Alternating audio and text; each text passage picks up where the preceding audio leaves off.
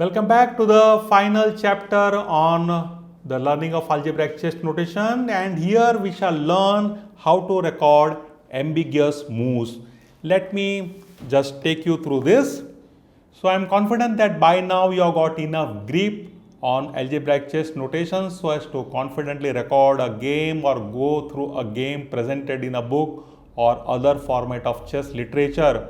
However, as a beginning player, you are likely to face confusion in recording a move when two identical pieces of the same color, that is either the rooks, knight or queens, that is of course after promotion with original queen still on the board, are in a position to capture on the same square or move onto the same square.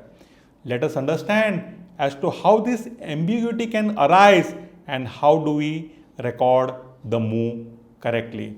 So first we shall learn to record the move of a piece which are basically standing on the same rank, that is identical pieces standing on the same rank. So here what do we see in this position? That both the rooks are standing on the same rank and both of them retain the option of moving to any of the four squares, that is B1, C1, D1 and E1. As such, clarity is needed in recording such move, otherwise it will not be clear as to which of the rook has moved. Let me explain it here again. So for example, in this position we can see that both the rooks can move to any of these four squares, that is B1, C1, D1 and E1. And say for example, here let me remove the arrow, and white wants to move his rook on A1, which I am marking in red, to the D1 square. So the normal notation would be RD1. But here if you like write RD1, it would not be clear because the rook which is standing on F1 can also move to D1.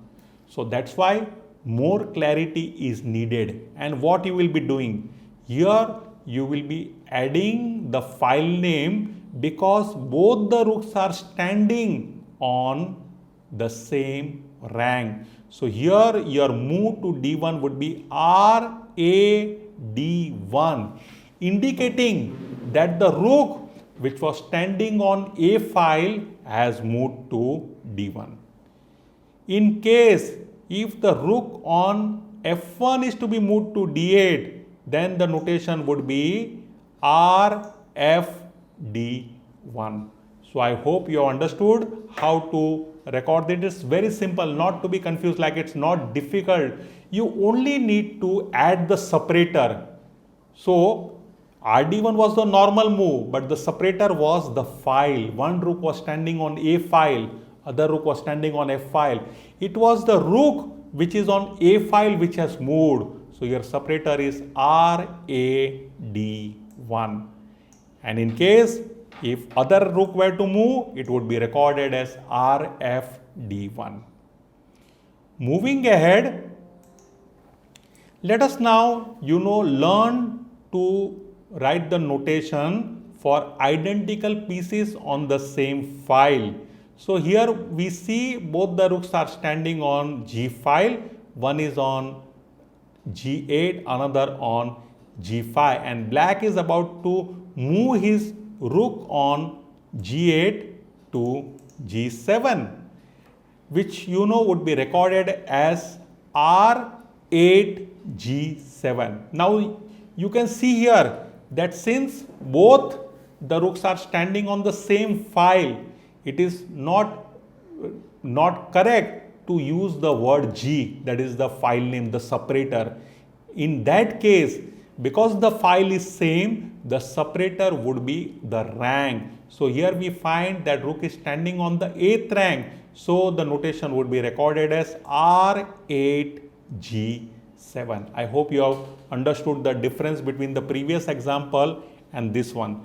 Let us just go back, and if the rook on G5 were to move to G7, then what would be the notation? Well, in this case, it will be R5 G7, indicating that the rook which was standing on the 5th rank has moved to G7 square.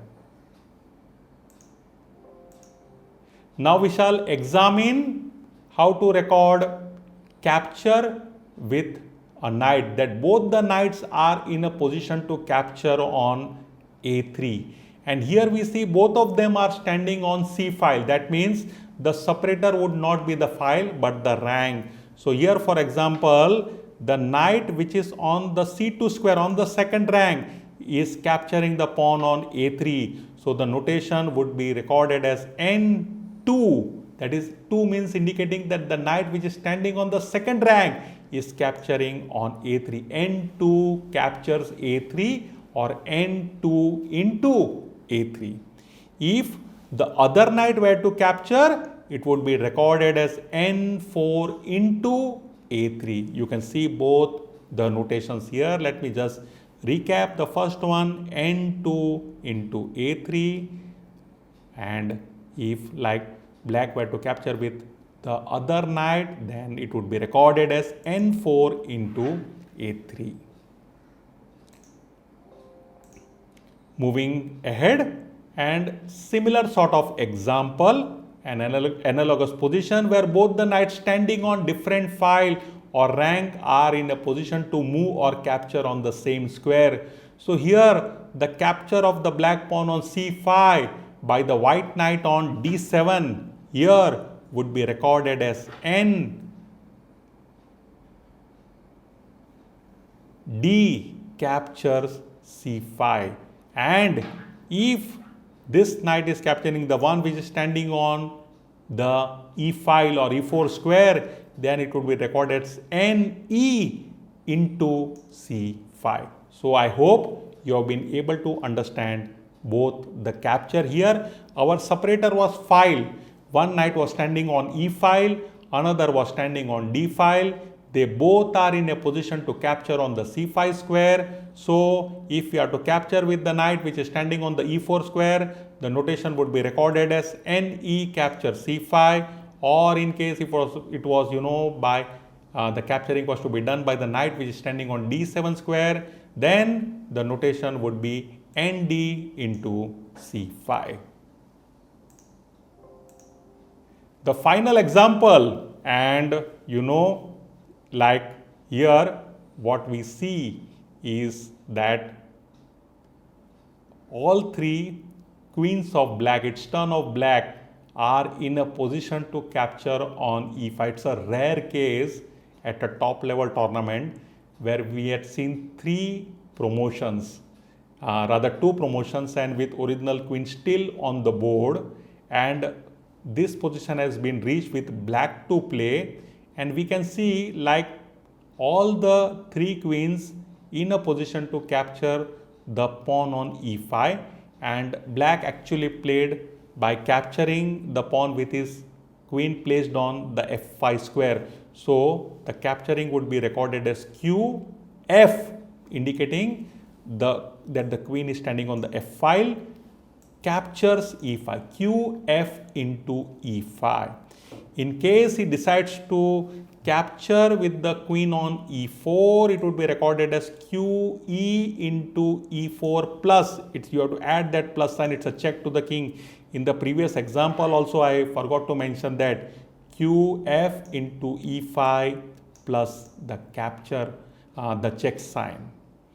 And in case finally if black decides to capture with his queen which is standing on G7, then it would be recorded as QG into E5 plus.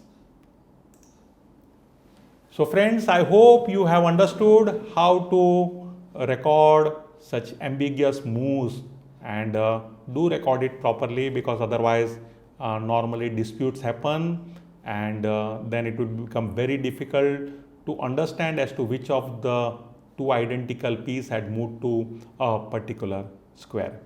So with this we conclude our chapter on algebraic chess notations, and this is one of the key chapter. So I would like you to go through this video again in case you have any doubt. Go through all the chapters starting from understanding the elements of algebraic chess notation, that is file, ranks and square names, followed by the symbol of the pieces, and then learn how to record movement of piece from one square to another, followed by the recording of a pawn from one square to another, then come to the promotion part, that is recording movement of a pawn promotion. This will be followed by learning how to record the capture. So you can start learning recording capture with a piece. This can be followed by capture with a pawn, and then finally pawn promotion through capture. And then the last part is to record ambiguous moves, that is when like two identical pieces, that is either two rooks or two knights, or maybe queens after promotion, two queens, they can come or capture on the same square. This chapter is really very important and therefore once again an advice, go through the same once again and acquire mastery in this section. With this, I take a leave for now and will be back with the next chapter in this introduction part. Thank you.